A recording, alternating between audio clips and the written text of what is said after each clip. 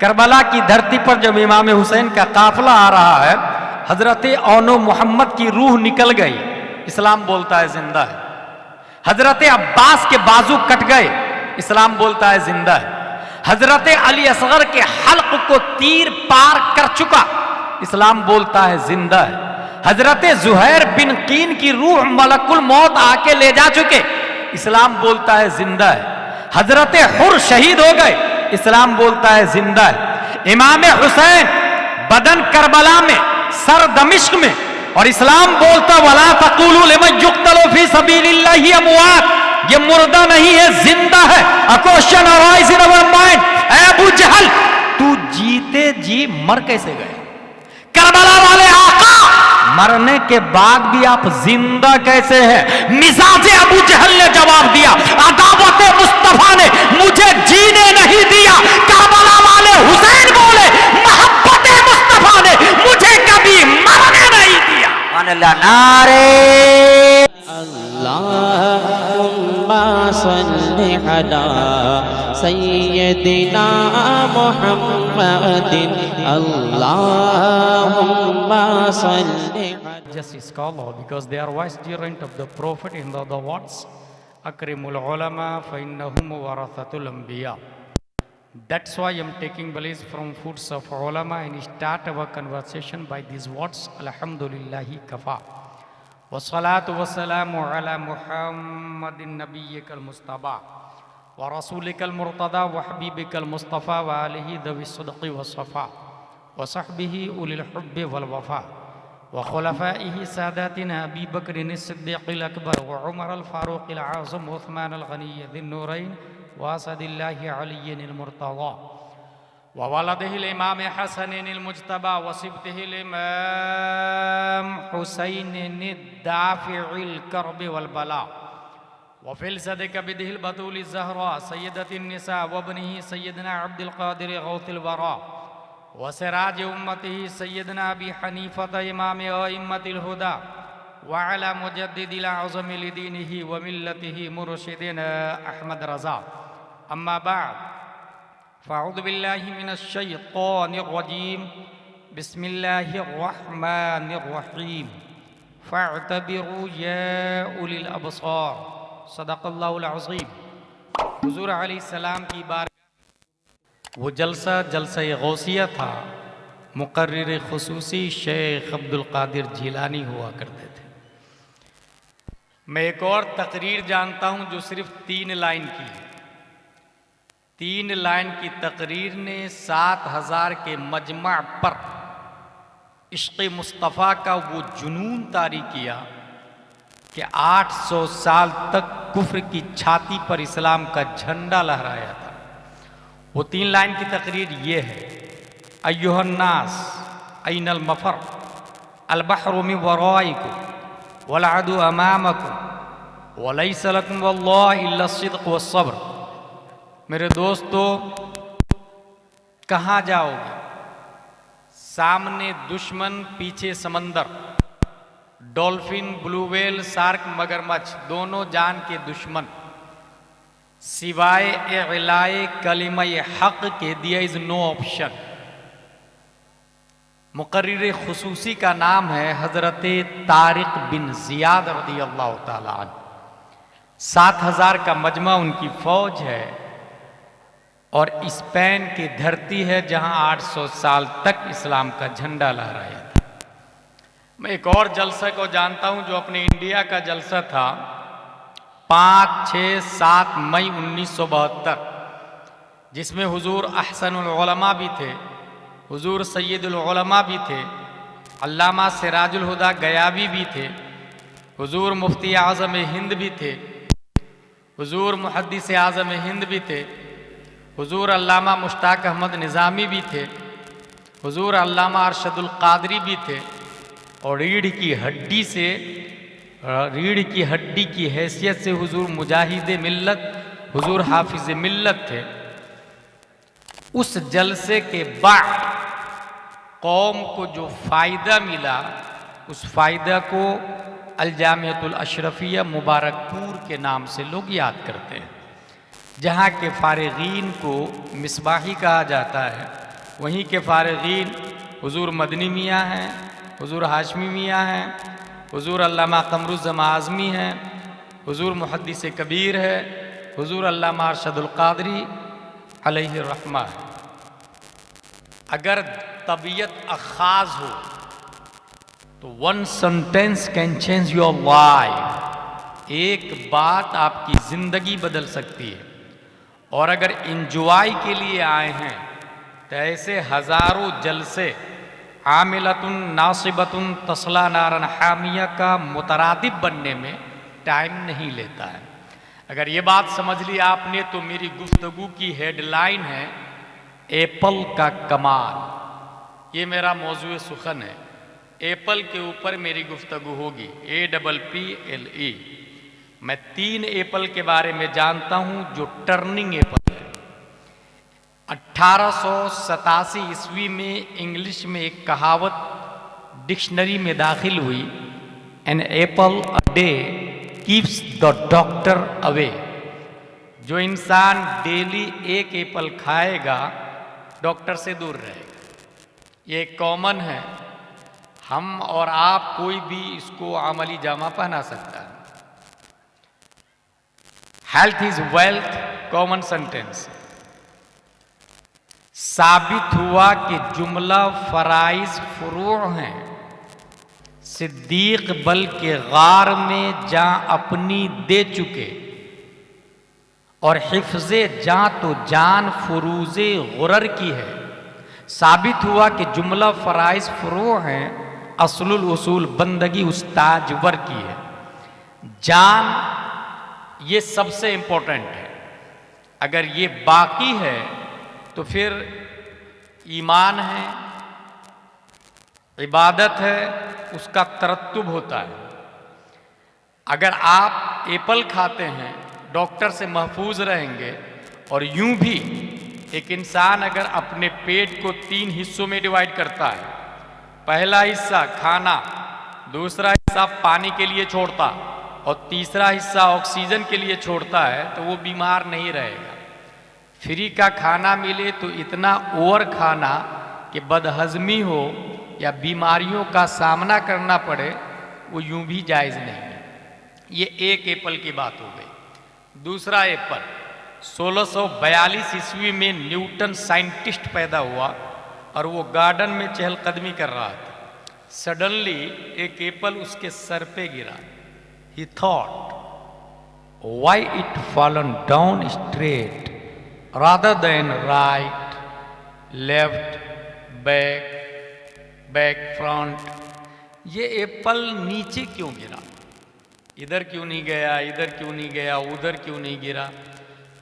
ढूंढते ढूंढते ढूंढते उसने कहा कि जमीन के अंदर ग्रेविटी है, कशिशे फिक्ल है।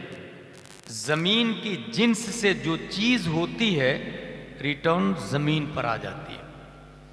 दुनिया के सामने एक थ्योरी पेश किया, फादर ऑफ साइंस बना, नोबेल प्राइज होल्डर हुआ और दुनिया के बड़े साइंसदानों में उनका शुमार हुआ एक एप्पल की वजह से कि ये एप्पल नीचे क्यों गिरा। ग्रेविटी का थॉट। और इसको ABCDEFGHIJKLMNOPQRSTUVWXYZ वाले अच्छे से जानते हैं। जो लोग nursery, LKG, UKG, 5th 10th graduation, IAS, IPS, barrister, collector, राजदूत बनते हैं, CBSE वाले, उन्हें अच्छे से पता है who is Newton scientist and his brilliant theory. Gravity क्या है। लेकिन आपको हैरत होगी, मैं एक बात बताऊं, एक 7 साल का बच्चा डॉक्टर के पास जाता है। डॉक्टर अपने फ्रेंड से न्यूटन की थ्योरी के बारे में बात कर रहा था। क्या थ्योरी दिया यार न्यूटन ने, ग्रेविटी का आज तक किसी ने नहीं बताया था कि जमीन अपनी हद तक अपनी अशिया को खींच लेती है और उसका दायरा जहां खत्म होता है फिर उसके आगे की चीज को नहीं खींच पाती। ये बहुत न्यू डिस्कवर्ड किया न्यूटन साइंटिस्ट ने। 7 साल का बच्चा बात सुनता है डॉक्टर की और बोलता है मैं न्यूटन की बात नहीं मानता। याद रखिएगा, ये 7 साल का बच्चा ABCD वाला नहीं है। ये 7 साल का बच्चा ट्विंकल ट्विंकल लिटिल स्टार वाला नहीं, जोनी जोनी यस पापा रैन रैन गो अवे वाला नहीं। आप लोग के बच्चे 95% कॉन्वेंट सेंट पायस सेंट जोसेफ लिटिल फ्लावर में पढ़ते हैं। ये बच्चा कॉन्वेंट वाला नहीं, बस अलिफ बा तासा पढ़ा हुआ। डॉक्टर की बात मैं नहीं मानता। न्यूटन ने गलत कहा, मैं उसके नजरिए को बातिल मानता हूं। डॉक्टर ने कहा, hey you bro, you have any proof, you have any reference, तुम्हारे पास कोई दलील कोई सबूत है? कहा यस। अगर जमीन के अंदर ग्रेविटी है तो जमीन से 2 पत्थर उठाएं, एक का वजन 1 किलो, दूसरे का वजन 1/4 किलो, 1 मीटर ऊपर लाके सेम टाइम में छोड़े।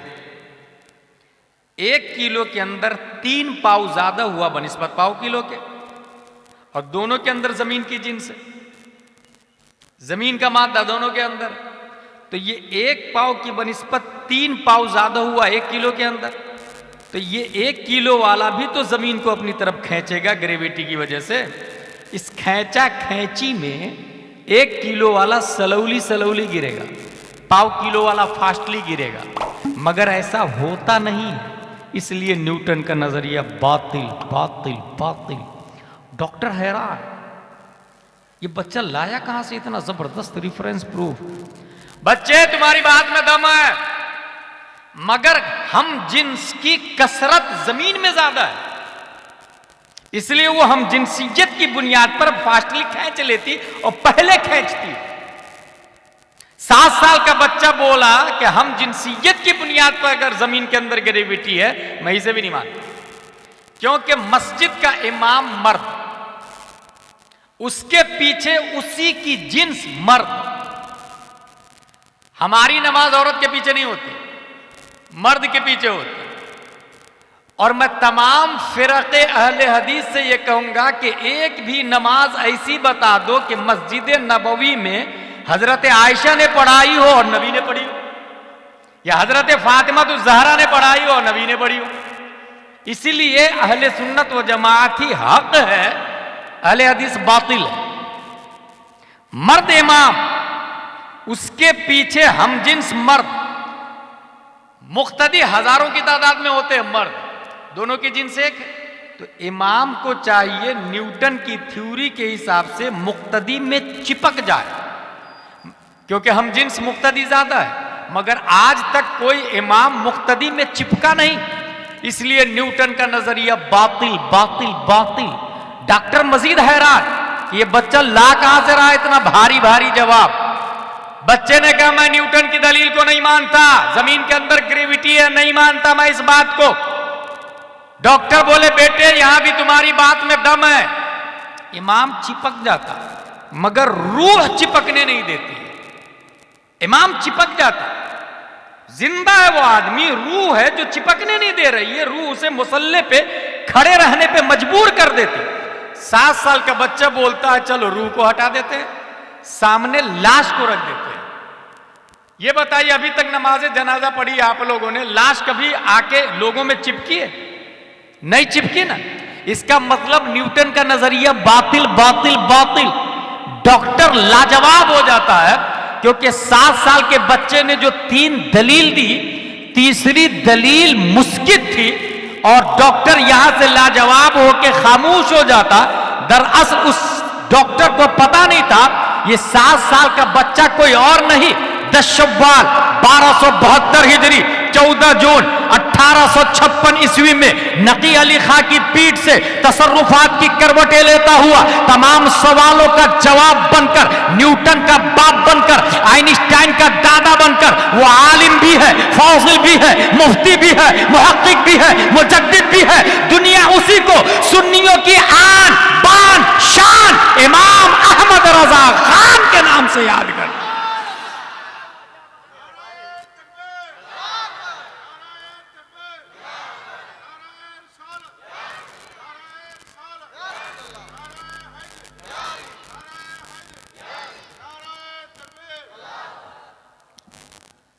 तीसरा एप्पल आ रहा। 2 एप्पल की बात हो गई।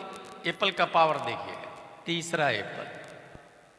अगर यहां पर गाड़ी के नीचे किसी को 1 करोड़ रुपया मिल जाए तो वो कहेगा भाई साहब किसका 1 करोड़ रुपया? No, he will see left right front back. अगर कोई नहीं है तो चुपके से जेब में रखे। मगर एक आदमी को एक एप्पल मिलता है, वो खा लेता है। He thought it is not allowed according to Islam।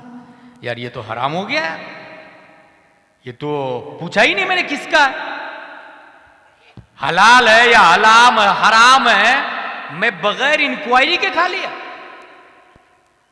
याद रखिएगा इंसान में और जानवर में 90% डीएनए इक्वल है, जिसका फुल फॉर्म है डिऑक्सी राइबो न्यूक्लिक एसिड। दोनों नंगे पैदा होते हैं, इंसान भी जानवर भी। बड़ा होके जो कपड़ा नहीं पहनता है वो जानवर है, और जो कपड़ा पहन लेता है वही हजरत इंसान है। कुछ समझ में आया? इसका मतलब मालदा में जो जितना कम कपड़ा पहने उतना ही कम इंसान, जानवर ज्यादा है। अब जो अपनी बहन बेटी को कम कपड़ा पहना रहा है वो इंसान बना रहा है या जानवर, वो डिसाइड कर सकता है। भूख दोनों को लगती है, हंसने वाली बात नहीं, रोने वाली बात। भूख दोनों को लगती है, जानवर को भी इंसान को भी। भूख मिटाने से पहले हलालो हराम की तमीज न करे वो जानवर है, और जो हराम को लात मार के सिर्फ हलाल खाए वो हजरत इंसान है। अंदाजा कर सकते हैं मालदा टाउन में कौन कौन जानवर है और कौन कौन इंसान है। जो भी हराम खाया, प्यास दोनों को लगती है, देख ले आप, जानवर को भी इंसान को भी। खड़े खड़े कहीं भी पानी पीना शुरू कर दे वो जानवर है, और जो बैठकर 3 सांस में बिस्मिल्लाह शरीफ पढ़ के पाक पानी पिए उसे हजरत इंसान कहा जाता है। कितना मामूली फर्क। पेशाब दोनों करते, इंसान भी जानवर भी। जो कहीं भी शुरू हो जाए उसे वो जानवर कहते हैं, और जो बैठकर तन्हाई में खलवत में पेशाब के बाद पानी लेता है उसे हजरत इंसान कहा जाता है। हराम को लात मार के हलाल खाने वाला वो इंसान है। जो हराम हलाल दोनों खा रहा वो तो लाइक एनिमल्स, वो जानवर है। मोदी उसे इंसान मान सकता है, सीनियर सिटीजन दे सकता है, योगी मान सकता है, गवर्नमेंट इंसान मान ले, इस्लाम इंसान मानने को तैयार है। मैं एक कॉमन मिसाल दे दूं आपको। अपने यहां जामे मस्जिद में अगर किसी का इंतकाल हो जाए तो ऐलान होता है फला का इंतकाल हो गया, नमाज जनाजा जोर के बाद अदा की जाएगी, इन्ना लिल्लाहि व इन्ना इलैहि राजिऊन। 5 दिन के बाद हुजूर नैयर मियां दामद जिल्लु अलैना मिलने आए, फला शख्स कहां है? Replied he is dead. मर गया हजरत, इंतकाल हो गया। हम लोग यही कहते हैं ना, मलकुल मौत आए, रूह निकाल के ले गए, वी कॉल्ड हिम डेड, वो मुर्दा है। और जब तक रूह बाकी है मालदा टाउन में, we call him he is alive, वो जिंदा है। ये दुनिया का फलसफा भाई साहब, ये कॉन्वेंट सेंट पायस का फलसफा है, ये ABCD वालों का फलसफा है, ये गूगल ट्विटर फेसबुक याहू वालों का फलसफा है। इस्लाम ये नहीं बोलता। रूह की बका का नाम जिंदगी नहीं, और रूह का निकलना ये मुर्दनी भी नहीं। हुजूर सल्लल्लाहु अलैहि वसल्लम अबू जहल से, मान लो मैं अल्लाह का रसूल हूं, रिजेक्ट है।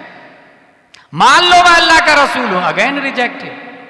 मान लो मैं अल्लाह का रसूल हूं, जिब्रील अलैहिस्सलाम, या रसूल अल्लाह ये मुर्दा है। अवमन कान मैतन, a question arise in our mind. Abu Jahl की रूह बदन में बाकी है। Islam said he is dead, Islam बोल रहा ये मुर्दा है। His eyes are watching, Islam said he is dead. His hands are catching, Islam said he is dead. His foots are walking, Islam said he is dead. His heart is beating, Islam said he is dead. His mind is thinking, Islam said he is dead. आंख कान नाक पांव हाथ सब काम कर रहे हैं, इस्लाम बोल रहा है ये मुर्दा है। रूह मलकुल मौत निकाल के नहीं ले गए, इस्लाम बोल रहा है ये मुर्दा है। पता ये चला मालदा टाउन में रूह का बाकी रहना ये जिंदा होने की दलील नहीं है। हजारों ऐसे लोग हैं कि रूह बाकी है मगर इस्लाम के हिसाब से वो मुर्दा है, वो जिंदा नहीं। फिर जिंदा किसको कहेंगे? अकॉर्डिंग टू होली कुरान, पहली हिजरी, दूसरी, तीसरी, चौथी, पांचवी, छठवीं, सातवीं, आठवीं, नौवीं, 10वीं, 20वीं, 30वीं, 40वीं, 50वीं, 60वीं, 61 हिजरी करबला की धरती पर जब इमाम हुसैन का काफिला आ रहा है, हजरत औनो मोहम्मद की रूह निकल गई, इस्लाम बोलता है जिंदा है। हजरत अब्बास के बाजू कट गए, इस्लाम बोलता है जिंदा है। हजरत अली असगर के हल्क को तीर पार कर चुका, इस्लाम बोलता है जिंदा है। हजरत जुहैर बिन कीन की रूह मलकुल मौत आके ले जा चुके, इस्लाम बोलता है जिंदा है। हजरत हुर शहीद हो गए, इस्लाम बोलता है जिंदा है। इमाम हुसैन बदन करबला में, सर दमिश्क में, और इस्लाम बोलता वला तक़ूलू लिमन युक़्तलू फी सबीलिल्लाहि अमवात, ये मुर्दा नहीं है जिंदा है। A question arise in our mind, Abu Jahl तू जीते जी मर कैसे गए? करबला वाले आका मरने के बाद भी आप जिंदा कैसे हैं? मिजाज अबू जहल ने जवाब दिया, अदावत मुस्तफा ने मुझे जीने नहीं दिया। करबला वाले हुसैन बोले, मोहब्बत मुस्तफा ने मुझे कभी मरने नहीं दिया। नारे one sentence can change your life. याद रखिएगा, एक बात आपकी जिंदगी बदल सकती है। जिंदा रूह का रहने का नाम नहीं है, रूह के का बदन में रहना ये जिंदगी नहीं है, भले लोग जिंदा माने। ऐसे ही जो लोग हराम खाते हैं वो इंसान नहीं है, जानवर है, भले गवर्नमेंट उसको इंसान माने। अच्छा, हराम की डिफिनेशन क्या है? कनपट्टी पे AK-47 रख के निकाल पैसा, इसी को हराम नहीं कहते। अगर किसी ने सट्टे का पैसा कमाया तो वो भी हरामी है। अगर किसी ने सूद का पैसा अपने पास रखा तो वो भी हरामी है। अच्छा, आज सूद का कारोबार क्या? 1 लाख, 2 लाख हुआ, 3 लाख हुआ, 4 लाख हुआ, 1 करोड़ हो गया। भाई साहब, वो 1 करोड़ आपका है ही नहीं, इसीलिए शरीयत में आया है कि उस पर ज़कात भी नहीं। अगर आपका ओरिजिनल पैसा 1 लाख है और सूद लेते लेते 1 करोड़ हो गया, तो आप ज़कात कितने पैसे का निकालेंगे? 1 करोड़ का ना, सिर्फ 1 लाख की ज़कात निकलेगी। वो 1 करोड़ 99 लाख आपका है ही नहीं, वो हराम का है। अच्छा, उसको अगर ज़कात निकाला, मदरसे में दिया या गरीबों को दिया और बदले में अल्लाह मैंने ज़कात निकाल दी, सवाब दे दे, अब वो मुसलमान भी नहीं रहा, काफिर हो गया। रोने वाली बात, अब मुसलमान भी नहीं रहा, क्योंकि हराम पैसे से सवाब की उम्मीद रखा। जिसका वो मालिक ही नहीं है वो दूसरे को दे रहा है तो डबल जुर्म कर रहा ना भाई। और वो भी अल्लाह ताला जो सब जानता है, अल्लाह से बेहतर कौन जानता है? सब जानता है अल्लाह तबारक व तआला। इसी तरीके से अगर किसी की 1 इंच जमीन ले ली, 1 इंच जमीन, 1 एप्पल, 1 रुपया ले लिया और मर गया, मैदान माशर में मौला मेरा 1 एप्पल खा लिया था इसने, मेरा 1 रुपया ले लिया था मौला इसने, मौला मेरी 1 इंच जमीन पर इसने बिल्डिंग बना ली थी कब्जा करके, 10 मंजिला बिल्डिंग। रब्बे कदीर हाजिर करेगा, क्यों तूने इसकी 1 इंच जमीन ली? हाँ मौला ली, मगर मुझे नहीं पता था तेरी बारगाह में आके शिकायत करेगा ये, मुझे पता नहीं था। अगर ये बोला ना इंसान ने, तो अल्लाह ताला उलमा को हाजिर करने पर कादिर है कि इन्होंने पता नहीं बताया था 1 इंच भी हराम है। मस्जिद में आधा घंटा हर जुमा तकरीर करके नहीं बता रहे थे क्या हराम है 1 इंच लेना भी, 1 रुपया लेना भी।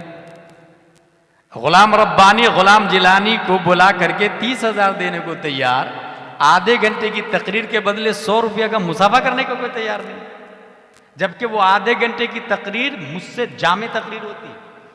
मैं एक तकरीर कई शहर में कर लेता हूं, इमाम साहब हर जुमा नई नई तकरीर करते हैं, उनको कोई मुसाफा देने को तैयार नहीं होता। बहरहाल वो इमाम हाजिर हो जाएंगे वहां, मौला मैंने बताया था इसको 1 इंच लेना हराम है, 1 रुपया भी खाना हराम है। इंसान लाजवाब हो गए। जानते हैं क्या होगा? उसकी जो नेकियां होगी वो ट्रांसफर होने लग जाएगी उसकी तरफ जिसका 1 एप्पल खाया, जिसका 1 रुपया लिया या 1 इंच लिया, चाहे वो सूद के जरिए हो या सट्टा के जरिए हो। अच्छा, उसके पास नेकियां कहां से आएगी? जो इंसान ऑलरेडी हराम का खा के बैठा है। कभी कभी ख्याल आता है ना जो हराम खोरों को कि लो 11वीं शरीफ में 1 लंगर मेरी तरफ से कर दो, 2-3 हज कर लेता हूं, उम्रा करवा देता हूं। भाई साहब 2-3 हज नहीं, 40-50 भी हज कर ले, वो जो 1 इंच दबाया है वो माफ नहीं होने वाला है। 10-15 लंगर नहीं, 100 साल लंगर खिलाते रहे 11वीं शरीफ में 11 देग लंगर, वो जो 1 इंच जमीन लिए ना वो नहीं माफ होने वाला है। पहले वो जमीन वापस करे, क्योंकि ये हुकूकुल इबाद है। ये ऐसे ही है जैसे हमने हाथ में गोबर पकड़ लिया और नहार गुस्ल कर रहा हूं, फव्वारा में 10-15 घंटे भी खड़े रहे आप गोबर पकड़ के, पाक होंगे आप? क्या करना पड़ेगा? पहले गोबर छोड़ना पड़ेगा। कोई भी नजासत हाथ में लेके आप नहा रहे हैं तो पहले नजासत छोड़ें, तब पाक होंगे आप भाई साहब। ऐसे ही वो जो 1 इंच जमीन या 1 एप्पल हराम का खाया या 1 रुपया आपके पास है, वो मिसले नजासत गलीजा है, पहले वो वापस करें। और अगर बिल्डिंग बना लिए तो बिल्डिंग तोड़ें, फिर वो जमीन दें, फिर जाके हज करें। तो गुंबद खजरा के नीचे से आवाज आएगी, मनजारा कब्री वजबत लहू शफाअती, जिसने मेरी कब्र की जियारत की उस पर मेरी शफाअत वाजिब हो गई। जब तक बंदे का हक नहीं अदा किया है तब तक हजारों हज कर लें, वो कफारा नहीं हो सकता। ये इस्लाम है, कोई मजाक नहीं है, कोई खेल नहीं है। चूहा को भी भगवान मान लिया, कुत्ता को भी भगवान मान लिया, बिल्ली छछुंदर की भी पूजा कर ली। हजरत उमर फारूक आजम कितने जीनियस थे। वो कहते कि इस्लाम लाने के बाद मुझे एक चीज पे हंसी आती है, एक चीज पे रोना आता है। हंसी इस बात पर आती है कि आटे की मूर्ति बनाता था और जगह जगह पूजा करता था, you are our god, we are praying for you, आटे की मूर्ति की। और भूख लगती थी तो रोटी बना के खा जाता था। और रोना इस बात पर आता है कि अपने हाथों से अपनी बच्चियों को दफन करते थे। वो बोलती थी मैंने क्या गलती की, मैं कुछ नहीं मांगूंगी, फिर भी हम कुछ नहीं सुनते थे।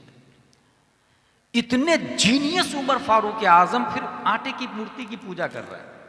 इससे ये बात समझ में आई कि अक्ल की वजह से इस्लाम नहीं समझ में आता, अक्ल की बुनियाद पर इस्लाम समझ में नहीं आता।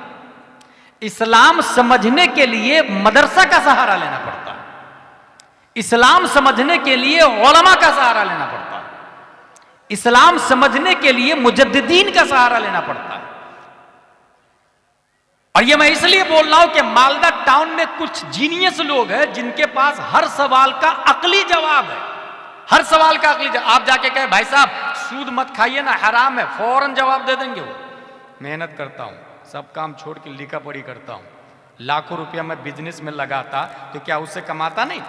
उसको मैंने दिया, वो कमा रहा है, बदले में हमको दे रहा। ये लॉजिकली जवाब दे दिया, अकली जवाब दे दिया। मगर ये अकली जवाब है, अक्ल की बुनियाद पर इस्लाम समझ में आता तो उमर फारूक आजम मुसलमान होते। नबी ने दावत दी, नबी ने दुआ की, तब इस्लाम कबूल की। इसका मतलब सिर्फ अक्ल की बुनियाद पर, सिर्फ अक्ल की बुनियाद पर एक इंसान ये बोल रहा है कि वुजू में 5 फराइज है, अक्ल की बुनियाद पर, और दूसरा 7 साल का बच्चा है वो ये बोल रहा नहीं, वुजू में 4 फराइज है, चेहरा धोना, हाथ धोना, मसा करना, पांव धोना। अक्ल की बुनियाद पर IAS, IPS, IFS बोल रहा है कि 5 फराइज है वुजू में, और 7 साल का बच्चा बोल रहा नहीं 4 फराइज है। और 7 साल का बच्चा अक्ल की वजह से नहीं बोल रहा, अनवारे शरीयत में लिखा हुआ है इसलिए बोल रहा है। बताइए किसकी बात मोतबर होगी? 7 साल के बच्चे की बात मोतबर होगी, क्योंकि IAS, IPS अक्ल की बुनियाद पर बोल रहा है, लेकिन ये 7 साल का बच्चा अनवारे शरीयत में लिखा हुआ इसलिए बोल रहा है। और अनवारे शरीयत में जो है वो कुरान और हदीस से महफूज है, और कुरान पढ़ के सुनाने वाले प्यारे मुस्तफ़ा सल्लल्लाहु अलैहि वसल्लम है और प्यारे मुस्तफ़ा की अक्ल का ये हाल है। हो सकता कोई इंसान आपसे बोले कि नबी से ज्यादा अक्लमंद आज का आदमी है। अगर कोई इंसान ऐसा बोल रहा तो उसको बताइएगा, अल्लामा दहलान ज़ैनी सीरतुन नबविय्या में रकम तराज है, इन्नल्लाह तआला लम युअति जमीअन नास मिन बदाई दुनिया इला इनक़िज़ाइहा मिन अल-अक़्ल फी जंबि अक़्ली सल्लल्लाहु अलैहि वसल्लम इल्ला कहब्बत रमलिन मिन बैनि रिमालि दुनिया। आदम से लेकर कयामत तक, जिसमें सुकरात, बुकरात, अरस्तु, फिसागोरिस, केपलर, आइंस्टाइन, ज़रकाली, स्टेफन कर्लियोन, एपीजे अब्दुल कलाम, इमाम महदी सब दाखिल है, अंबिया भी दाखिल है और साइंटिस्ट भी दाखिल है। उन सबको जो अक्ल दी गई है वो मिसले राय के बराबर दी गई है। मिसले राय। रेगिस्तान आपने अगर देखा है, रेगिस्तान में उंगली डुबोए, आपकी उंगली में 10 रेत के जर्रे होंगे, एक जर्रे रेत के बराबर पूरी दुनिया को अक्ल दी अल्लाह ने, और सरापा रेगिस्तान से ज्यादा प्यारे मुस्तफा को अक्ल दी है अल्लाह ताला। इसलिए नबी से ज्यादा जीनियस कोई नहीं आ सकता। 7 साल का बच्चा जो बोल रहा है वो अनवार शरीयत से बोल रहा है, जो हदीस में आया है, और हदीस हुजूर सल्लल्लाहु तआला अलैहि वसल्लम के कौल, फ़िल, तकरीर को कहते हैं। 1 रुपया हराम का, पहले वो वापस 1 एप्पल खाया, उसने सोचा यार ये तो हराम है कि हलाल है, लाओ मैं एप्पल वाले को ढूंढ लेता हूं। ढूंढते ढूंढते ढूंढते एप्पल वाला मिल गया। हाँ भाई भाई भाई, मैंने आपका एप्पल खाया, मुझे माफ कर दीजिए ना। He thought he is not common man। उसने सोचा ये कोई आम आदमी तो नहीं दिख रहा यार, एप्पल की माफी मांगने के लिए इतनी दूर, इतनी लंबी मसाफत तय किया, ये कोई आम आदमी नहीं दिख रहा। लाओ मैं एक काम करता हूं, इसको मैं इससे फायदा उठा लेता हूं, ये अपना रिश्तेदार बना लेता हूं, माफ करूंगा मैं एप्पल की गलती। तुमने एप्पल खाया ना, सेब खाया ना मेरे पास अंधी, लंगड़ी, लूली, बहरी लड़की है, तू शादी करेगा तब माफ करूंगा, नहीं तो नहीं करूंगा। उसने सोचा अंधी से शादी कर लूं, 40-50 साल के बाद मर जाऊंगा, लेकिन एप्पल का जुर्म तो माफ कर देगा ना। और जब जुर्म माफ कर देगा तो आगे हूर मिलेगी, जिसकी खूबसूरती का यह हाल है कि अगर सुई के बराबर आसमान में सुराख करके हूर को झका दिया जाए, हूर का हुस्न सिर्फ सुई के बराबर इंसान देख ले तो खूबसूरती में बेहोश हो जाए।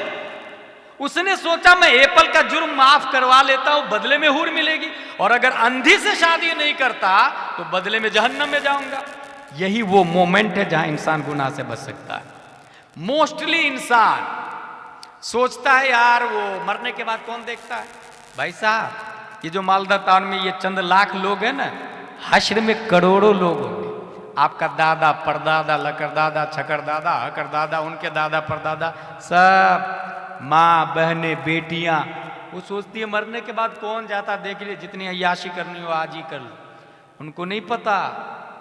मैं एक बात पढ़ रहा था कि हश्र में सब लोग उठाए जाएंगे, तो पता है आप लोग को, सब नंगे उठे, सब नंगे उठे। सबसे पहले जिनको कपड़ा दिया जाएगा वो हजरत इब्राहिम अलैहिस्सलाम। आला हजरत रज़ियल्लाहु अन्हु की आदत थी, वो सोचते थे कि जो फजीलत किसी नबी में हो उनसे अच्छी फजीलत हमारे नबी में होनी चाहिए। उन्होंने अपने नबी में तलाशना शुरू किया तो उनको रिवायत मिल गई, तो उन्होंने ये कहा कि हमारे नबी सल्लल्लाहु अलैहि वसल्लम को कब दिया जाएगा। तो जवाब में लिखा कि हमारे नबी कपड़े के साथ ही में कब्र से उठाए जाएंगे। कपड़े के साथ। अब रहा औरतों का हाल, तो मैं ये समझता हूं कि खातून जन्नत फातिमतुज़ ज़हरा रज़ियल्लाहु ताला अन्हा कपड़े के साथ में कोई इंसान देख नहीं सकेगा। लेकिन यही उसकी वजह क्या है? क्योंकि सबसे ज्यादा पर्दा करने वाली खातून हजरत फातिमतुज़ ज़हरा रज़ियल्लाहु ताला अन्हा, जिनका आंचल न देखा महो महर ने, उस रिदाए नज़ाहत पे लाखों सलाम। आबे ततहीर से जिसमें पौधे जमे, उस रियाज नजाबत पे लाखों सलाम। उनका ख्याल था कि मैं इंतकाल कर जाऊंगी तो ये जो जनाजे पर रख के लोग ले जाएंगे मुझे, तो मेरे बदन पे तो कफन होगा, लेकिन कफन को तो मर्द लोग देख लेंगे, इसलिए कफन के ऊपर एक्स्ट्रा एक गहवारा, एक कवर होना चाहिए। जो आज अभी राइज है ना, कफन जनाजे के ऊपर एक जो ऐसा कवर बना रहता है, उसके ऊपर चादर ढकी रहती है, इसकी मूजिद हजरत फातिमा ज़हरा रज़ी अल्लाह ताला अन्हा। मेरे कफन को भी कोई मर्द न देख पाए, इतना पर्दे का एहतमाम किया, इसलिए रब ने हश्र में पर्दे का एहतमाम किया। और एक दो पर्दे का एहतमाम नहीं किया, बल्कि किताब में हदीस में आया, आवाज आएगी या अहलल जम्ई नक्किसु रूसकुम गुद्दु अबसारकुम हत्ता तमुर्र फातिमा बिन्त मुहम्मद सल्लल्लाहु अलैहि वसल्लम फतमुर्रु मअहा 70,000 जारिया मिनल हुरिल ईन कमर्रिल बर्क़। आपके सामने एक इंसान पैदल जाता है, आप देख के बता देंगे कौन जा रहा है, खालिद, हाशिम, जैद, बकर, फला साहब, हाजी साहब, नमाजी साहब, इमाम साहब, पहचान लेंगे।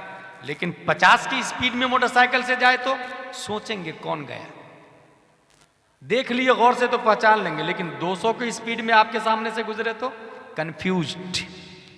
हजरत फातिमा ज़हरा की रफ्तार बिजली की रफ्तार की तरह होगी, यूं ही इंसान देख नहीं पाएगा, बिजली की रफ्तार। उसके बावजूद रब ने पर्दे का एहतमाम किया, और सिर्फ आम लोगों से नहीं कहा पर्दे का, नबियों, रसूलों, गौस, अब्दाल, औताद, हाजियों, नमाजियों, उलमा, मुजद्दिदीन, मुहक्किकीन, सब के सब सर को भी झुकाओ, आंखों को भी बंद करो, क्योंकि फातिमा बिन्ते मोहम्मद की सवारी जाने वाली है। नारे तकबीर, नारे रिसालत, फैजाने गौसे आजम हजरत अल्लामा गुलाम जिलानी अजहरी, नारे तकबीर। अकोश, ये इतने पर्दे का एहतमाम क्यों है? जवाब, दुनिया में पर्दे का एहतमाम किया। इसका मतलब गुलाम जिलानी अजहरी जाती तौर से इस नतीजे पर पहुंचता है, हमारी माँ और बहनें दुनिया में जितना पर्दे का एहतमाम करेगी, मैदान महशर में उतनी ही जल्द कपड़ा मिल जाएगा, और जो जितनी बेपर्दगी का मुजाहरा करेगी, करोड़ों लोगों के सामने उतनी देर वो नंगी रहेगी। As you decide, सोच सकते हैं आप, चंद लोगों की खातिर, नुमाइश की खातिर बॉलीवुड, हॉलीवुड, ट्रॉलीवुड की अक्कासी करने वाले क्या जवाब देंगे और क्या मुंह दिखाएंगे मैदान महशर? अंधी लंगड़ी लूली लड़की है, शादी करना पड़ेगा, अगर हूर चाहिए तो, एप्पल की माफी चाहिए तो शादी करना पड़ेगा। अच्छा, शादी भी कितनी आसान, अगर नहीं माफ करोगे तो मत करो, मैं शादी नहीं करूंगा, खत्म। हाँ ठीक है, मैं शादी कर लेता हूं, वहीं कबूल है, कबूल है, कबूल है, दो गवाह आए, हो गई शादी। यहां पर क्या होता, मेरी बेटी एमडी है तो जरा एमडी या डीएम देखना, इक्वल, मेरी बेटी के इक्वल। मेरी बेटी ग्रेजुएट है, ग्रेजुएट लड़का देखना, कहां लिखा भाई? आपकी बेटी ग्रेजुएट है तो ग्रेजुएट लड़का होना चाहिए, कहां लिखा हुआ है? और तुमने 3 लाख रुपया दिया, मैं 4 लाख रुपया दूंगा, वला हौला वला कुव्वा इल्ला बिल्लाहिल अलीय्यिल अज़ीम, कहां लिखा है? अच्छा चले, हमने 5 लाख रुपया लिया, आपने अपने बेटे की शादी में 5 लाख रुपया लिया, निकाह के वक्त क्या जुमला होता है? 7,786 है, 50,786 दैन महर, सिक्के राइजुल वक्त, अलावा नानो नफका के। ये इसका क्या मतलब है, अलावा नानो नफका के? नान कहते हैं रोटी को, नफका कहते हैं खर्चा को। मतलब ये कि जहां कहां आपने कबूल है, बीवी का खाना पीना, कपड़ा, मकान, सिंगार, सब के सब आप पे फर्ज हो जाता है। अलावा नानो नफका के यही मतलब है। जो ही कहा आपने पहला कबूल है, दूसरे कबूल का भी नहीं, पहली बार कहा कबूल है, सब वाजिब, कपड़ा भी अब आपके जिम्मे वाजिब है, खाना पीना मकान आपके जिम्मे वाजिब है। भाई साहब, जब 5 लाख लड़की से ले रहे हैं तो नानो नफका आप पर वाजिब हुआ या लड़की से ले रहे हैं नानो नफका? वो 5 लाख रुपया 5 साल का खर्चा तो बीवी से ले रहे हैं आप, और जब 5 साल की कमाई आपकी बीवी की है तो आप नौकर है या हाकिम है? आप मर्द है या ना मर्द है? आप गुलाम है या आका है? 5 साल बीवी की जो इंसान जिसकी कमाई खाता है, कमाई खाने वाला सर्वेंट होता है, सैलरी देने वाला मालिक होता है और हाकिम होता। भाई साहब कमाई बीवी की खा रहे हैं और कह रहे हैं कि मैं हाकिम हूं, मेरी मर्जी चलेगी घर में। दस्तरखान बिछाओ, भाई वो दस्तरखान क्यों बिछाएगी? आप बिछाओ ना, क्योंकि आप नौकर है। 5 लाख लिया भाई साहब, समझे जरा इस बात। और रिजालो कव्वामून अलन निसा, कुरान में आया मर्द हाकिम है औरतों पर। लेकिन जब बीवी की कमाई खा रहा है तो फिर अन्निसाउ कव्वामा अलन रिजाल हो रहा। बीवी हाकिम हुई ना भाई साहब मर्द पर, निजाम धर्म बरम होगा ही। घर का गाड़ी का ड्राइवर एक होगा ना तो ही गाड़ी चलेगी। जहां 2 ड्राइवर हुए एक्सीडेंट होना कंपलसरी है। इसलिए मैं समझता हूं कि जो जहेज लेता वो मर्द नहीं, डिमांड करता 5 लाख 6 लाख 7 लाख। अच्छा कंपटीशन, भाई कंपटीशन करना है तो तुमने 3 रकात नमाज पढ़ी, मैं 4 रकात पढ़ूंगा, इसमें कंपटीशन करें। तुमने इमाम साहब को मुसाफे में 100 रुपया दिया, मैं 500 दूंगा। वो साबिकून साबिकून उलाइकल मुकर्रबून कुरान शरीफ में आया। इसमें कंपटीशन करें ना, नेकी में कंपटीशन करें ना भाई, नेकी में। तुमने अपनी बेटी की शादी सुन्नत के मुताबिक की, मैं भी सुन्नत के मुताबिक करूं। तुमने अपनी बेटी के लिए दूल्हा ढूंढा दीनदार जो 5 वक्त की नमाज पढ़ता, मैं अपनी बेटी के लिए दूल्हा ढूंढूंगा तहज्जुद गुजार जो 6 वक्त की नमाज पढ़ता। इसमें कंपटीशन करें। मेरी बेटी ग्रेजुएट है, जरा ग्रेजुएट लड़का देखना। वेल सेटल हूं मैं, वेल सेटल लड़का देखना। मेरी बेटी गवर्नमेंट जॉब करती है, गवर्नमेंट जॉब वाला लड़का ढूंढना। कभी आपको तौफीक हुई मस्जिद की पहली सफ में जाके दामाद ढूंढने की? मेरी बेटी के लिए लड़का ढूंढूंगा मस्जिद की पहली सफ में जाके, जो 5 वक्त की नमाज पढ़ने आ रहा होगा, हाँ इसी से शादी करूंगा मैं अपनी बेटी की। ये कभी ख्याल आया आपके दिमाग में? ये दैट इज ट्रू इस्लाम। इसको इस्लाम, कौन सी भेड़ चाल में चल रहे हैं हम लोग, जो एक आगे गड्ढा में गिर रहा, सब गड्ढे में गिरते जा रहे हैं। अच्छा ईमानदारी से बताइएगा, कभी इंसान हराम खोरी पेट के लिए करता है? मैं नहीं मानता, क्योंकि कुत्ता बिल्ली छछुंदर को भी अल्लाह खिलाता है, रज़ाक अल्लाह है। जब वो अरजल मखलूक को खिला रहा है तो अफजल मखलूक अशरफ मखलूक इंसान को क्यों नहीं खिलाएगा? वमा मिन दाब्बतिन फिल अर्दि इल्ला अलल्लाहि रिज़्कुहा। सोचे जरा, इंसान हराम खोरी पेट के लिए नहीं करता भाई साहब। हराम खोरी इसलिए करता है कि उसके पास अल्टो है, मेरे पास क्रेटा होना चाहिए, अब हराम खोरी करता है। उसके पास एक बिल्डिंग है, मेरे पास 2 बिल्डिंग होनी चाहिए, अब हराम खोरी करता है, अब हरामकारी पर आता है। उसके पास एक टीवा है, मेरे पास अपाची होनी चाहिए, अब हराम खोरी करता है। कंपटीशन दुनिया में कर रहा है, जबकि किताबों में यह लिखा है कि दुनिया के मामले में अपने से नीचे को देखें। आप उसको देखें ना जिसके पास मकान भी नहीं, जिसके पास साइकिल भी नहीं। शेख सादी दमिश्क की जामे मस्जिद में भीख मांगने के लिए गए कि बहुत दिन से भूखा हूं यार, कुछ मांग लूंगा नमाजियों से, अल्लाह के नाम पे दे दो भाई यार, भूख लग रही है, ये बोलूंगा खाने को मिल जाएगा। जब गए गेट पर तो देखा क्या कि कुछ लोग भिखारी वहां है जिसके दोनों पांव नहीं है। उन्होंने फौरन अपना पांव देखा, पलट गए, अल्लाह तेरा लाख लाख शुक्र है तूने पांव दिया मुझको। ये है दीन, दैट इज ट्रू इस्लाम। अपने से नीचे को देखे, दुनिया में अपने से ऊपर को देखना, ये हिमाकत और जहालत के अलावा कुछ भी नहीं। अच्छा आप लोग क्या समझते हैं, एक इंसान है यहां पर जिसके पास 1 करोड़ रुपया मालदा टाउन में, सत्तारी बाजार। एक इंसान है जिसके पास 1 करोड़ रुपया, दूसरा इंसान है जिसके पास 100 रुपया। दोनों में से अफजल कौन है? That's good. ईमानदारी से बताए कौन किस पर प्रैक्टिकली अमली को जमा कौन पर आ रहा है, अमल कौन कर रहा है?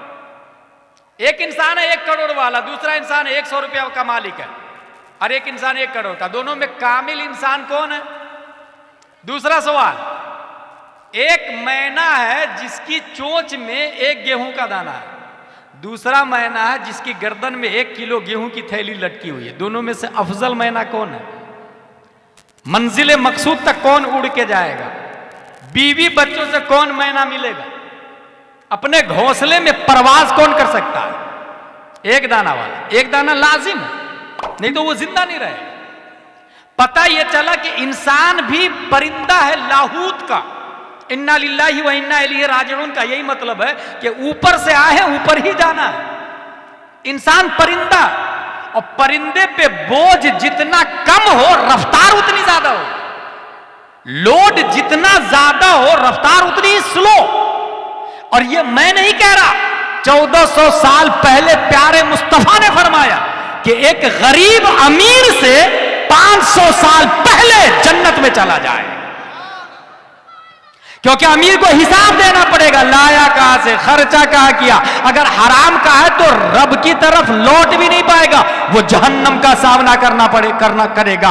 और एक गरीब है, शॉर्ट एंड स्वीट में हिसाब देगा, रब की बारगाह में चला जाएगा। इसलिए तौहीद और रिसालत के शहदाइयों, 1 करोड़ का मालिक वो अफजल नहीं है जो एक इंसान 100 रुपए का मालिक है, वो अफजल है। और इसकी सबसे बड़ी दलील यह है कि हमारे नबी मालिक कुल है, मालिक कायनात है। जमीन पर मुस्तफा की हुकूमत है, आसमान पर मुस्तफा की हुकूमत है, सितारे मेरे मुस्तफा के अंदर में है, शम्सो कमर मुस्तफा के अंदर में है, बहरो बर मुस्तफा के अंदर में है, शजरो हजर मुस्तफा के अंदर में है, तमाम इंसान मुस्तफा के अंदर में है। आदम से लेकर कयामत तक मुस्तफा की हुकूमत है, हाकिम कुल है, मगर मालिक निसाब नहीं है।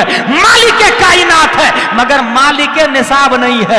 मालिक निसाब पे ज़कात फर्ज होती है। हमारे नबी के पास इतना पैसा भी नहीं जमा हो पाता था जिसकी बुनियाद पर वो ज़कात निकाल सके, ताकि दुनिया में कयामत तक जो लोग आए वो अमीरी पे फख्र ना करे। अगर वो 100 रुपये का मालिक है तो करोड़पति को देखकर वो अपने आप में मायूस ना हो। करोड़पति खुश हो रहा है, वो दुनियादार है, मगर ये 100 रुपये का मालिक खुश हो जाए, इसलिए कि 100 रुपये का मालिक होना ये मुस्तफा सल्लल्लाहु अलैहि वसल्लम की सुन्नत है। सुभान अल्लाह, सुभान अल्लाह। नारे तकबीर, अपने हाथों को फिजा में बुलंद करें, जवाब दे नारे तकबीर, नारे रिसालत, फैजाने गौसे आजम, करामाते गौसे आजम, औलादे गौसे आजम, नारे तकबीर, नारे रिसालत, जिंदाबाद जिंदाबाद। एप्पल हराम का है कि हलाल का है, सामने वाला सोच लिया एप्पल की माफी मांगने आया, लाओ इससे बेटी की शादी करा देता हूं। अंधी लंगड़ी लूली बेटी है, करेगा? हाँ हजरत करूंगा, क्योंकि मर जाऊंगा तो आप माफ नहीं करेंगे तो मैं तो दोजख में चला जाऊंगा, इसलिए करूंगा। अंधी से, लंगड़ी लूली से। भाई साहब, कभी आपने अपने आप में अपनी गैरत ईमानी से पूछा कि मेरे सामने किसी अंधी लड़की का प्रपोजल आए, हम क्या करें? कोई सोचने को तैयार नहीं। उन्होंने कहा कबूल है, कबूल है, कबूल है, निकाह हो गया। शॉर्ट एंड स्वीट में निकाह हो गया। जो शख्स एप्पल की माफी मांगने गया, एप्पल की माफी, जाहिर सी बात वो प्यूज पर्सन हो, मुत्तकी परहेजगार हो। अंधी लंगड़ी लूली जब सुहाग रात के लिए अंदर गए तो देखा खूबसूरत है, हाथ भी है, पांव भी है, नाक भी है, कान भी है, beautiful person, then whole world दिख रही है। वो फौरन पलट के वापस आए, नहीं गलत लड़की है रूम में, अंधी भी नहीं है, लंगड़ी भी नहीं है, लूली भी नहीं है। ससुर ने कहा नहीं वही सही लड़की है, अंधी इसलिए कि गैर महरम को नहीं देखा है, लूली इसलिए कि हाथ ने हराम काम नहीं किया, लंगड़ी इसलिए कि कदम हराम काम की तरफ चले नहीं, गूंगी इसलिए कि हराम बोला नहीं, बहरी इसलिए कि हराम सुना नहीं। इसका मतलब यह हुआ अपनी बेटी को अंधी बनाए, लंगड़ी बनाए, लूली बनाए। क्योंकि बेटी जब अंधी लंगड़ी लूली होती है और दामाद एप्पल की माफी मांगने वाला होता है, तब बच्चा वक्त का गौसे आजम पैदा होता है।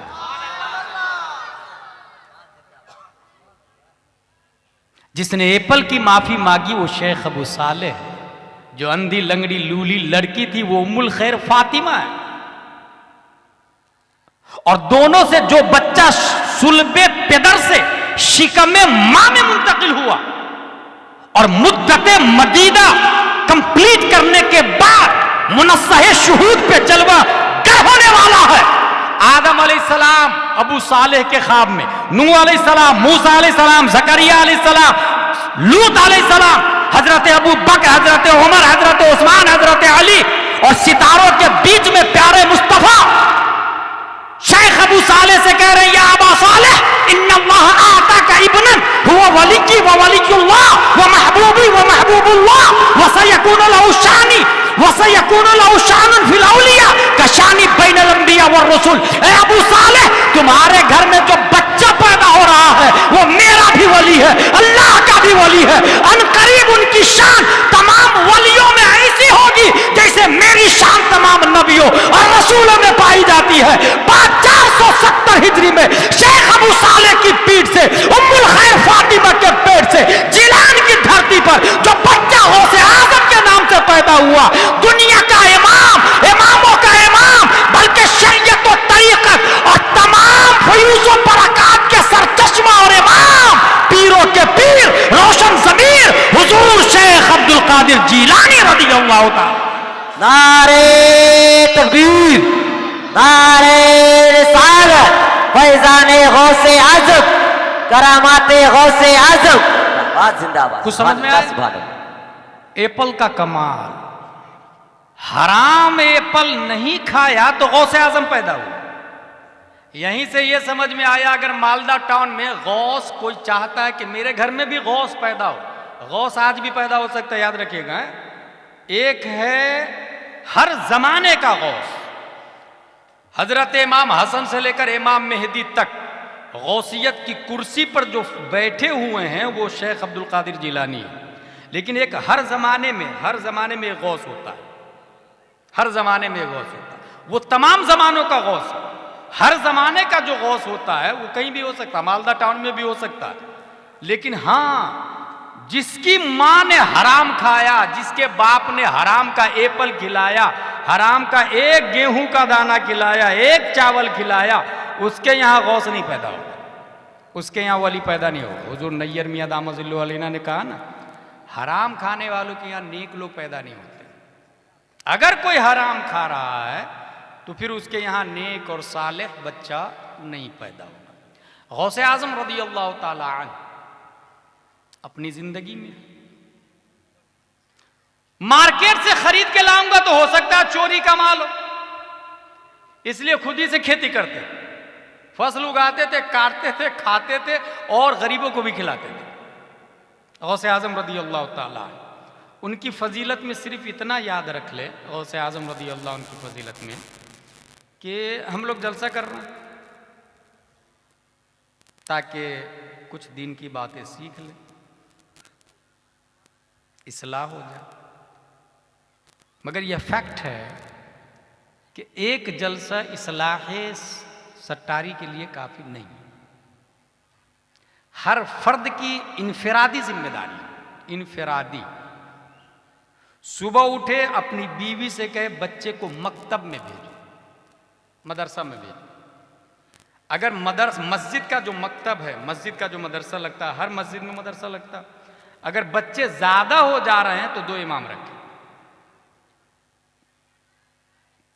लड़कियों के लिए आलिमा का इंतजाम करें, उस आलिम साहब को मस्जिद का इमाम बनाने में तरजीह दे जिसकी बीवी आलिमा हो। तनख्वाह 20,000 नहीं 40,000। और ये याद रखे, अगर मैं ये ऐलान करूं कि एक मस्जिद बनाना है, ताजु शरिया मस्जिद, कौन देगा पैसा? धड़ाधड़ चंद लोग खड़े हो जाते हैं और 1 मिलियन की मस्जिद चंद सालों में कंप्लीट हो जाती है। अजहरी साहब, सरिया मेरी तरफ से, सीमेंट मेरी तरफ से, एक आदमी खड़ा हुआ, गिट्टी मेरी तरफ से। मगर मैं ये ऐलान करूं कि एक मुफ्ती इमाम लाना है जिसकी बीवी आलिमा है, 40,000 तनख्वाह है, 12 लोग खड़े हो जाए, जनवरी फरवरी मार्च अप्रैल मई जून, साल में एक बार नंबर आएगा, जितने करोड़पति है उसमें से 12 लोग खड़े हो जाए, कोई नहीं खड़ा होगा। भाई साहब, ये मस्जिद बनाना सवाब का काम है। कहां लिखा? किस किताब में आया? किसी न किसी किताबी में आया होगा ना कहीं लिखा ही होगा ना। इस्लाम हवाई फायरिंग का नाम तो नहीं है ना, पब्लिक की जुबानों में चलने वाला तो नहीं है ना, वो कहीं ना कहीं दलील है उसकी। और दलील का नाम है विकाया, हिदाया, दिराया, गुरर, शर, कंज, दकाइक। उसकी दलील की कुछ मिसाल दे दूं मैं आपको। 300 किताबें अल्लामा इब्ने अबी दुनिया ने लिखी है, वो इस्लाम की दलील है। 40 साल तक रोजाना 80 सफ़ा तहरीर करने वाले अल्लामा इब्ने जरीर तबरी है, इस्लाम की दलील लिख करके गए, ताकि कहीं भी जरूरत पड़े मालदा टाउन में तो बता देना नबी हाजिर है नाजिर है। कहां लिखा है? ये फला किताब में लिखा, ये दलील है, इसको कहते हैं दलील। 80 जिल्दों में तारीख बगदाद लिखने वाले अल्लामा खतीब बगदादी, 80 जिल्दों में। और ये मैं सब 1100 साल 1100 साल पहले की बात बता रहा हूं। 800 जिल्दों पर मुश्तमिल किताबुल फुनून अल्लामा अबुल वफा इब्ने अकील बगदादी ने लिखी है। इसी तरीके से 200 से जायद किताबों के मुसन्निफ इमाम राजी है, 500 किताबों के मुसन्निफ अल्लामा जलालुद्दीन सुयूती है। बल्कि एक एग्जाम्पल दे दूं, एक आदमी सवाल किया कि अल्लाह झूठ बोल सकता है क्या?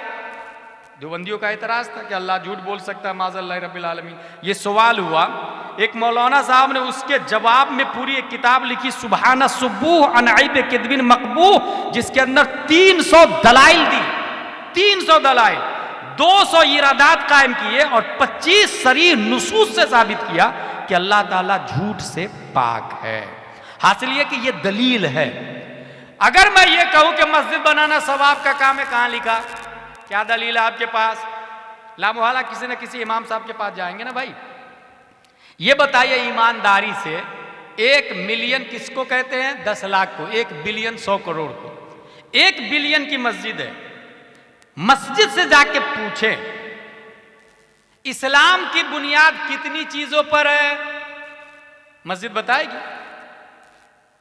मिंबर मस्जिद के मिंबर से कहे, मिंबर साहब आप तो 50,000 के हैं, राजस्थान से आए हैं, आप तो मार्बल के बने हुए हैं, आप ही बताइए ना सुन्नी देवबंदी में क्या फर्क है? मिंबर बताएगा। झूमर 50,000 का लगा हुआ है मस्जिद के अंदर। झूमर साहब आप बताइए ना अव्वल कलिमा का माना क्या है? झूमर बताएगा। दरवाजा साहब आप तो 25,000 के हैं, सागवान की लकड़ी से बने हुए हैं, आप बता दीजिए ना गुस्ल के अंदर कितने फराइज है? दरवाजा मस्जिद का बताएगा गुस्ल में 3 फराइज है, कुल्ली करना, नाक साफ करना, पूरे बदन पे पानी बहाना। नहीं, इसका मतलब क्या हुआ? मस्जिद साइलेंट है, वायलेंट इमाम है।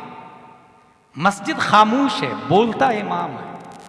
मस्जिद साकित है, नातिक इमाम है।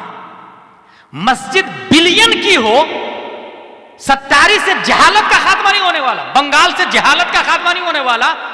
और अगर मस्जिद खजूर की शाख, तना और पत्तियों से बनी हुई है और इमाम इमामुल अंबिया हो, तो मुक्तदी अबू बकर पैदा होते हैं, उमर पैदा होते हैं, तलहा जुबैर और हंजला पैदा होते हैं।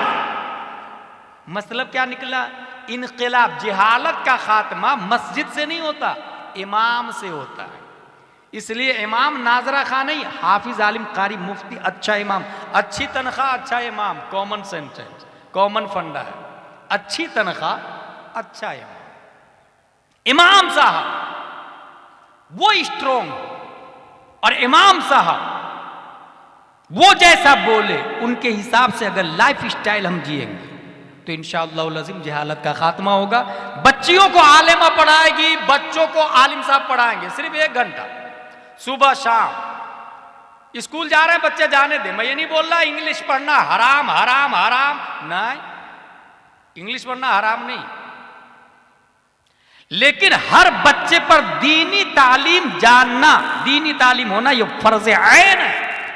इसलिए जो बच्चे स्कूल सुबह जाते हैं वो शाम में आए पढ़ने, जो शाम में जाते हैं वो सुबह आए पढ़ने के लिए। और जो कमेटी जलसा करा रही है, मैं उनसे कहूंगा कि डोर टू डोर जाके लोगों से कहे, जिस तरह चंदा मांग के लाखों रुपया जमा करके लंगर खिला रहा है ना, वो डोर टू डोर जाके कहे, भाई भाई भाई अपने बच्चे को मकतब में भेजिए, अपनी बेटी को मकतब में भेजिए। 1 दिन 2 दिन 3 दिन 4 दिन वो हो सकता है झापड़ मार के भगा भी दे। Who are you interfering in my personal life? She is my daughter, he is my children, it is our matter. भेजू या नहीं भेजू? मेरा बेटा जाहिल रहेगा, मेरी बेटी जाहिल रहेगी, तुझे क्या लेना देना? तो कहेगा bro it is not your personal matter, क्योंकि जिस दिन तुम्हारी बेटी किसी काफिर के साथ भाग जाएगी तो सिर्फ तुम्हारी नाक नहीं कटेगी, पूरे मोहल्ले की नाक कटेगी। इसलिए तुम्हारा पर्सनल मैटर नहीं, सामाजिक मैटर है। बेटी सिर्फ तुम्हारी नहीं, समाज की बेटी है। इसलिए बैठ, मकतब में लड़ने की जरूरत पड़े तो लड़ ले,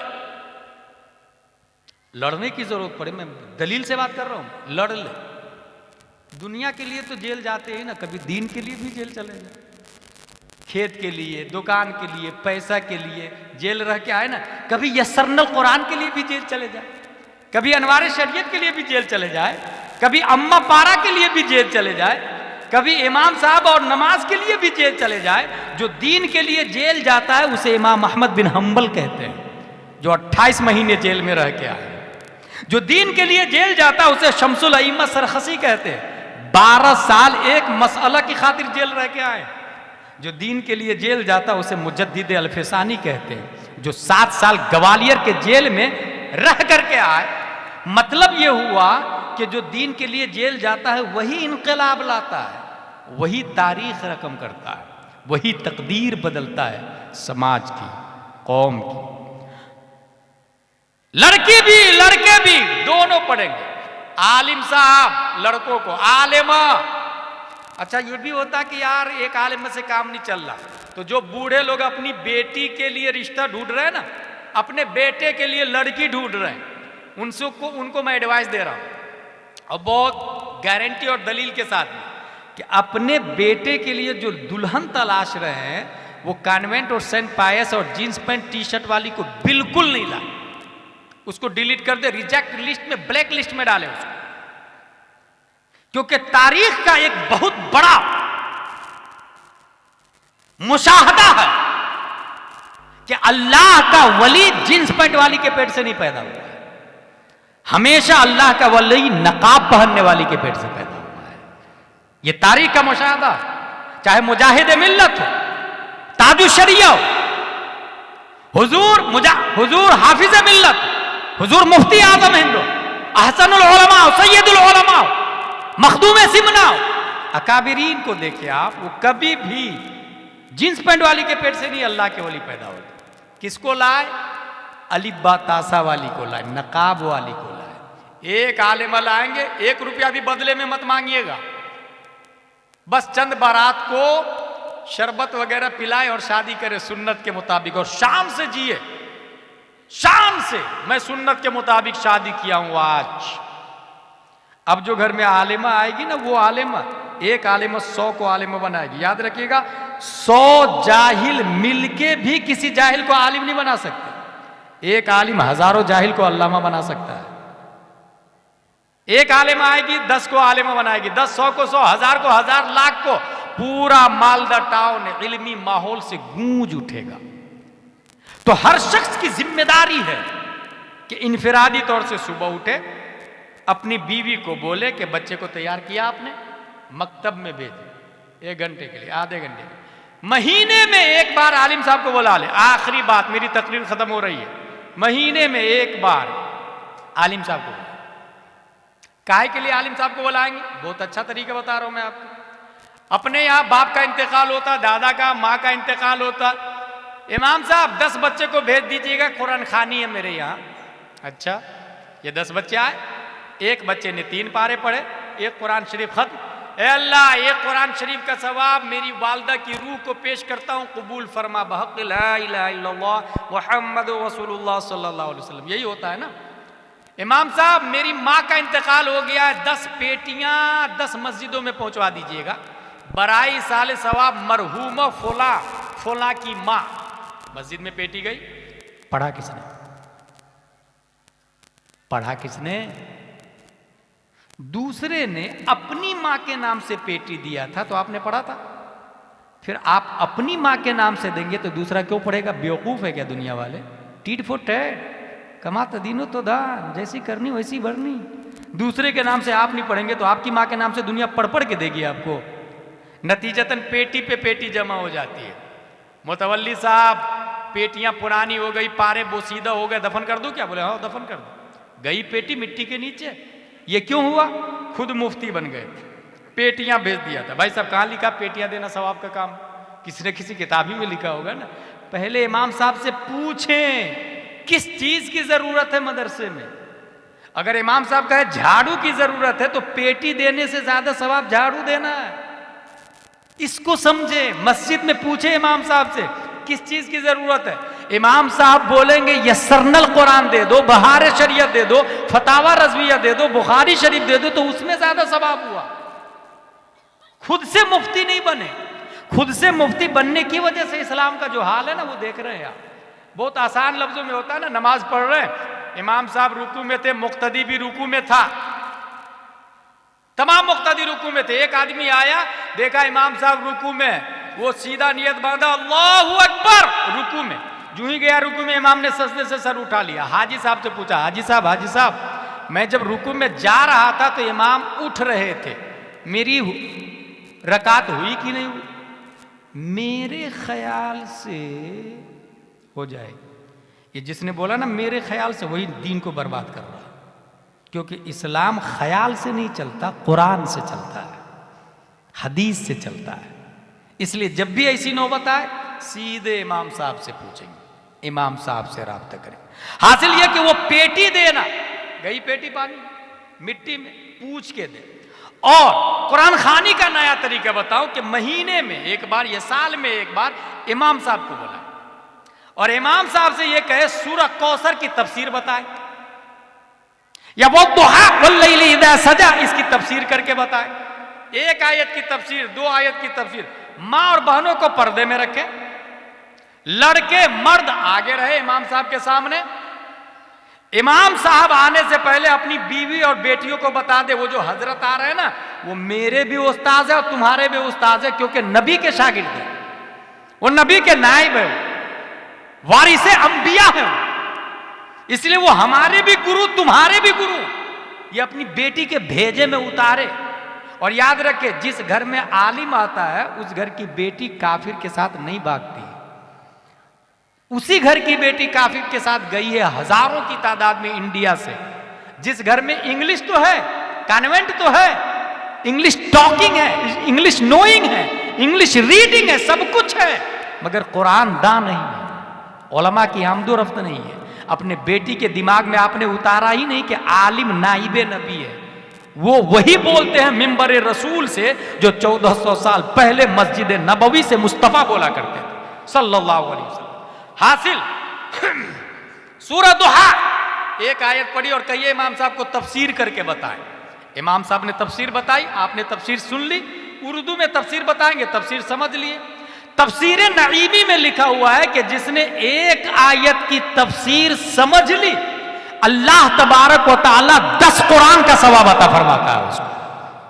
फिर से सुने, 10 तलबा को बुला के एक कुरान खत्म करवाया ना आपने, 1 घंटे में एक कुरान खत्म हुआ है, अल्लाह एक कुरान का सवाब मेरी मां को पेश करता हूं। बदल दे इसको, नया तरीका। आलिम साहब को बुलाए, एक आयत की तफसीर सुने, खुद भी, बेटी को भी, बहू को भी सुनाए, बीवी को भी सुनाए, और उसके बाद अब एक आयत की तफसीर समझने से 10 कुरान का सवाब आ गया। अब लास्ट में दुआ करें, ऐ अल्लाह ताला मेरी मां को 10 कुरान का सवाब भेजता हूं, कबूल फरमा। बताइए एक कुरान का सवाब ज्यादा अच्छा या 10 कुरान का ज्यादा अच्छा? ये 10 कुरान में डबल फायदे। एक आयत का आलिम भी बन गया, एक आयत का आलिम भी बन गया, 10 कुरान का सवाब भी मिला। और सबसे बड़ा फायदा यह कि आपकी बेटी काफिर के साथ भागेगी नहीं, आप काफिर नवासे के नाना नहीं बनेंगे। और ये बहुत बड़ा आलमी है, अंडर टेबल प्लान चल रहा है, अंडर टेबल। इस्लाम को जरा सीरियसली ले। मैं मुसलमान हूं, मेरा बाप मुसलमान है, दादा मुसलमान है, इसलिए नहीं। इस्लाम क्या है ये फिलिस्तीन वालों से पूछे। बच्चा पेन किलर नहीं मिल रहा है तो कुरान की तिलावत सुनते हैं, और तिलावत में इस कदर महव होते हैं कि बदन का दर्द काफूर हो जाता है। इन हालात को वो फेस कर रहे हैं। कभी आपने कुरान की तिलावत में लज्जत महसूस की? ट्रू इस्लाम यही है। हजरत अली रज़ी अल्लाह ताला अन्हु नमाज की लज्जत में मशगूल हुए थे। फजा तबीब शक्का जिल्दहु, कस्सरा अज़महु, वस्तखरजा सहमहु, वकाना यस्तमिरु फी सलाति। नमाज में गए, इमाम आया, चमड़ी काटा, हड्डी तोड़ा, तीर को निकाला, मगर हजरत अली नमाज की लज्जत में ऐसे मशगूल थे कि कांटा मेरे जिगर से गमे रोजगार का यूं खींच लीजिए कि जिगर को खबर न हो। अल्लाह तबारक व तआला हम सबको कुरान शरीफ, हदीस शरीफ, फिक़्ह शरीफ पढ़ने, समझने, अमल करने की तौफीक अता फरमाए। हर फर्द की जिम्मेदारी है कि अपनी अपनी फैमिली पर तवज्जो दें, वहाबी देवबंदी से रिश्ता न करें, दीन को समझे, दीन की अहमियत को समझे। उम्र अगरचे 50 साल हो, वो दीन के एतबार से बच्चा है। दीन समझने के लिए दीन के उलमा के पास रहनुमाई करे, रुजू करे। अल्लाह तबारक व तआला हम सबको मसलक आला हज़रत पर इस्तिक़ामत अता फरमाए। वमा अलैना इल्लल बलाग। अस्सलामु अलैकुम।